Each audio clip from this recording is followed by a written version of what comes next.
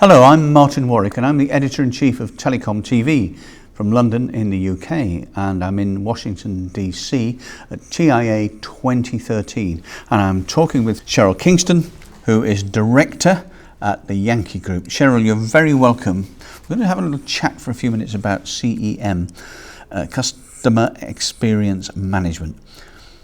It sounds a bit sort of, I don't know, new worldish customer experience management. In the past, in telcos, customers were not treated well. They certainly weren't in Europe, and I'm not sure that they were that well treated in North America either.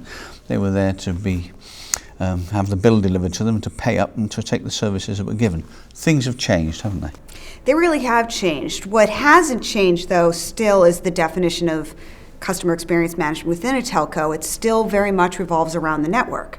And so what I'm trying to do is facilitate a conversation around what customer experience management is at more of a higher level.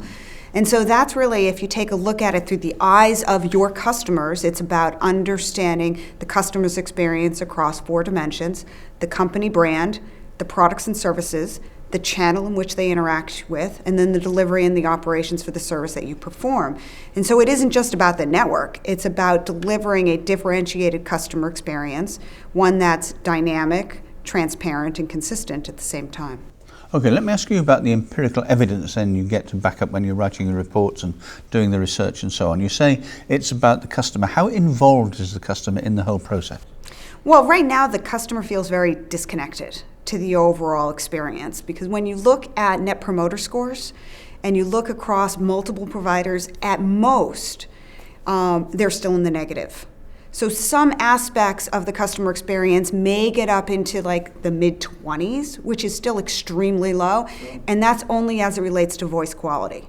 So every other Net Promoter Score is significantly low. The lowest Net Promoter Score is around the channel, so around customer service and support, as we all know. So delivery and operations isn't bad. The brand isn't bad. Loyalty programs, the connected experience from that standpoint is abominably low. And so what we have to do is understand how to work with that. So it is not just about customer satisfaction, because customer satisfaction is in the mid-70s. It's been stable.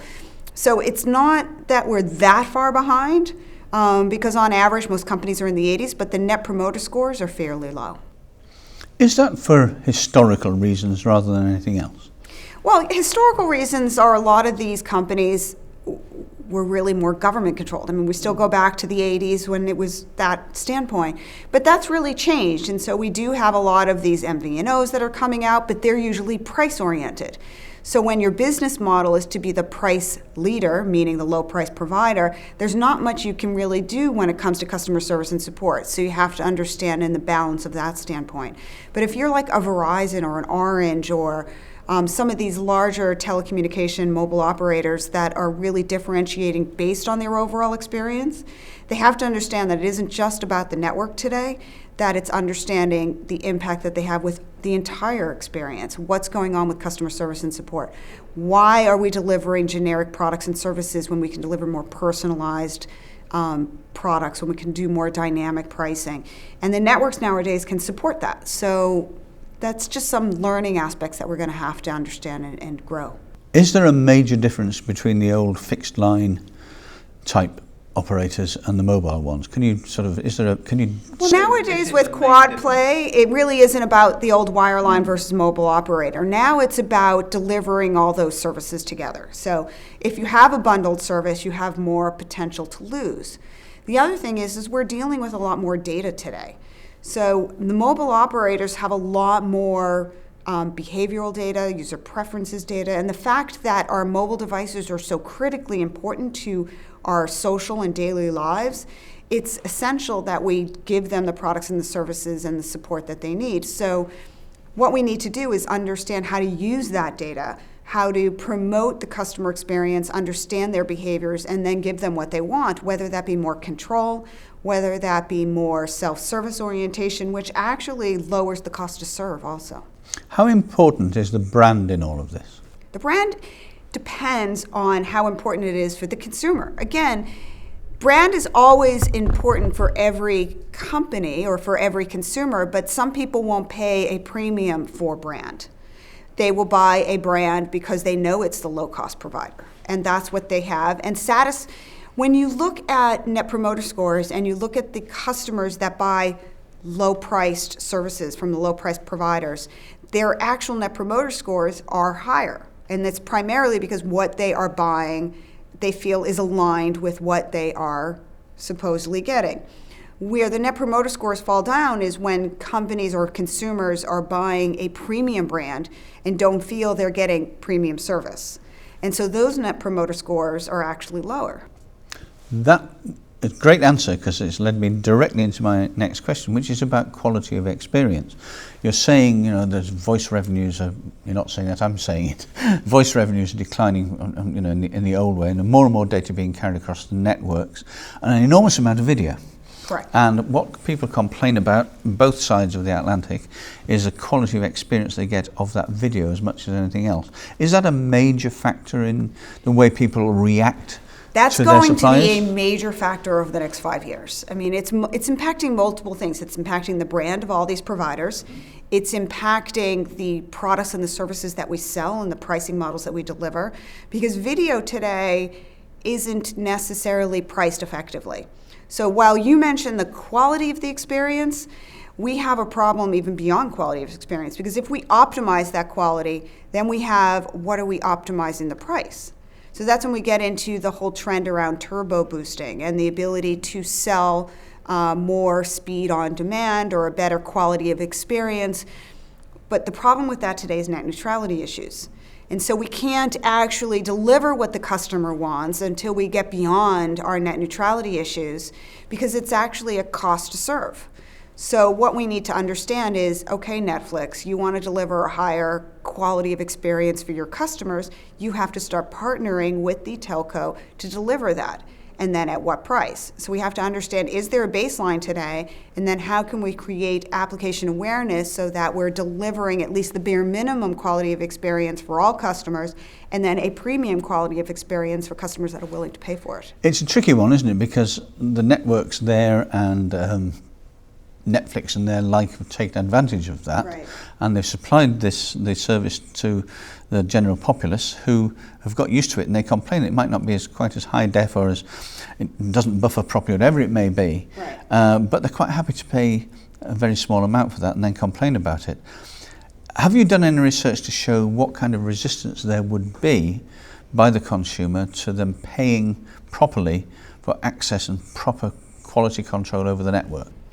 There is data, but it really depends on the behavior of that user. So there are users that are not willing to pay for premium services. They're just not willing, and they will take it and just keep the bottom line price. But then there are users that are willing to spend for higher speed browsing, for higher quality on demand. Now, granted, today that's a smaller percentage of the market, but I can tell you right now, the advanced users, the ones that actually use their mobile phones on a daily basis, are 13% or 13 points higher, more willing to pay for higher speeds on demand than some of these other average users. So the question remains is understanding user behavior and creating packages and pricings that are geared to those users that are willing to pay for it. And the future is, of course, predicated entirely on the next generation network. Absolutely. Well, I mean, LTE is here. In a lot of these networks, you have the ability to deliver application-aware services. And so there is a future in which Netflix can partner with Verizon or Orange or with any of these companies, or the provider themselves can create over-the-top services and sell them to their consumers. And we can deliver that service based on the application. There's also more video services that are able to optimize that video and deliver it in a more quality. So there's a lot of different ways to improve that overall customer experience, but it has to be a combination of them, and it can't be just one or the other. And so that hasn't been ironed out, but the technology is there. Now we have to get through organizational issues and business model issues to address some of the issues. To come back to net neutrality, it's a political hot potato in Europe, yeah, as it is here. And, it's a really difficult one. We've got in the EU, we've got the Commissioner laying the law down left, right and centre, the mobile community up in arms about it. Right. I take it it's the same here. Is there any sign of an accommodation, or is it all pretty much like over there on Capitol and everybody and the things We're in lockdown? Washington, D.C. and we're furloughed. Yeah. And so Yeah. the problem is that people don't understand the investments that were made in the networks.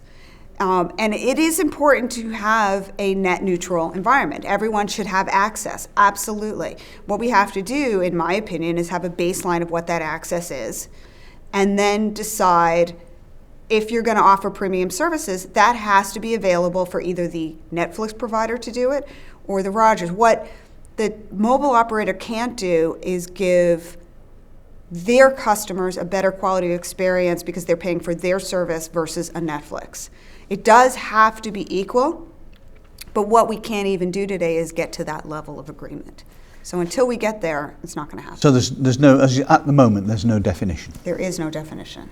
Is there any chance that that one might be reached? Not in the near future. I think we'll come at it from a technology solution by optimizing some of the video in the near future, so the solution might go down. We also will eventually, pricing models will come down, Moore's laws will come down, so it eventually will iron itself out. Regulatory, if we're waiting on regulatory to come in and solve the problem, I think that might be in some niche markets, but globally, it's going to be hard not to crack. What about the enterprise? We've talked a lot about consumers and the customer and so on. What about the enterprise market, private networks or parts of networks that are taken from one place to another, or big corporations with their own networks running partially over their own network and into public domain and that kind of stuff? That gets a little bit less of a concern when you're talking about net neutrality, because you're talking about cloud services and enterprises are paying for those. So it's more of what really gets down into the cloud services that gets everyone's ruffled is privacy and security of the corporate data itself and who owns it. That's a hot button. You're paying for your level of service. It comes at a service level agreement. So it's not as much of a net neutrality issue there as much as it is a consumer debate today that I see. When it comes to cloud services, I would say the huge issue there has to do with how secure is the network and who owns the data. Okay, Sheryl Kingstone, thank you very much indeed.